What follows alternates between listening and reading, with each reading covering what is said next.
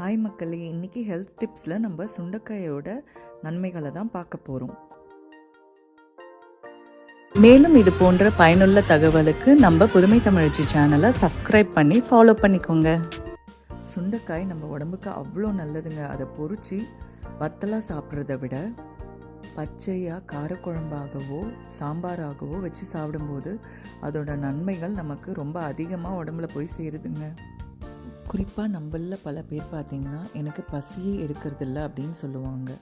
பசியே எடுக்கலைன்னா அது நம்ம உடலில் ஏதோ ஒரு பிரச்சனை இருக்குது அப்படின்றதுக்கு உண்டான அறிகுறியை காட்டுதுங்க. சுண்டைக்காய் நமக்கு பசியை உண்டாக்குறதுல சிறப்பாக வேலை செய்யுதுங்க. சுண்டைக்காயை வாரத்தில் ஒரு நாளாவது கண்டிப்பாக நம்ம உணவில் சேர்த்துக்கணுங்க. சுண்டைக்காயில் மருத்துவ குணம் அவ்வளோ இருக்குங்க. கால்சியம், அதில் இருக்க கால்சியத்தினால நம்மளோட எலும்பில் ஏற்படுற தேய்மானத்தை கம்மி பண்ணி எலும்போட உறுதித்தன்மையை அதிகமாக்குதுங்க. அது மட்டும் இல்லாமல் எதிர்காலத்தில் நமக்கு எலும்பில் வர பிரச்சனைகளையும் கம்மி பண்ணுறதுக்கு பெரிதும் உதவுதுங்க.